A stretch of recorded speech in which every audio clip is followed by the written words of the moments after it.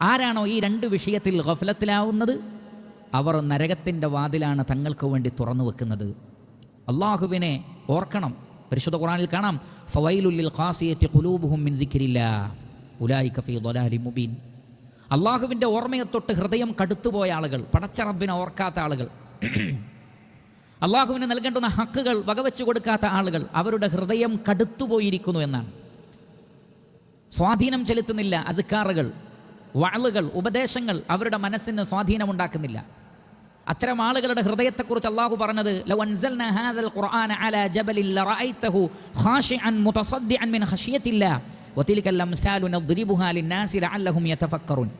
ഈ പരിശുദ്ധ ഖുർആൻ ഒരു പർവ്വതത്തിൻ്റെ മേലെയായിരുന്നു അവതരിപ്പിക്കപ്പെട്ടിരുന്നതെങ്കിൽ അള്ളാഹുവിനെക്കുറിച്ചുള്ള പേടി കൊണ്ട് പർവ്വതങ്ങൾ പോലും തകർന്ന് തരിപ്പണമായി പോകുമായിരുന്നു.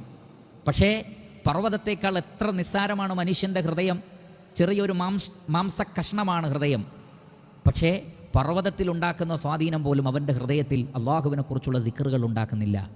അള്ളാഹു ചോദിക്കുന്നുണ്ട് സൂറത്തുൽ ഹദീദിൽ, അലം യഅനി ലില്ലദീന ആമനു അൻ തഖ്ശഅ ഖുലൂബുഹും ലിദിക്രില്ലാഹ് വമാ നസല മിനൽ ഹഖ്.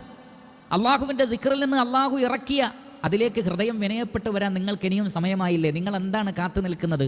ആരെയാണ് കാത്തു നിൽക്കുന്നത് എന്നാണ് അള്ളാഹു ചോദിക്കുന്നത്. നിങ്ങൾക്ക് ഇനിയും സമയമായില്ലേ? അള്ളാഹു അവതരിപ്പിച്ച ഹക്കിലേക്ക് ഹൃദയം മടങ്ങാൻ, അള്ളാഹുവിൻ്റെ ദിക്റിലേക്ക് ഹൃദയം മടങ്ങാൻ. അങ്ങനെ സംഭവിച്ചിട്ടില്ലെങ്കിൽ പിന്നീട് നരകമാണ് അത്തരം ആളുകളുടെ വാസസ്ഥലം. അല്ലാഹു സുബ്ഹാനഹു വ തആല പറഞ്ഞില്ലേ, ഫഅമ്മാ മൻ തഗാ വആസറൽ ഹയാത്തദ് ദുനിയാ ഫഇന്നൽ ജഹീമ ഹിയൽ മഅ്വാ. ആരാണോ അതിരുവിട്ട് പ്രവർത്തിക്കുന്നത്, ഐഹിക ജീവിതത്തിന് പ്രാധാന്യം കൊടുക്കുന്നത്, അവരുടെ വാസസ്ഥലം നരകമാണ്.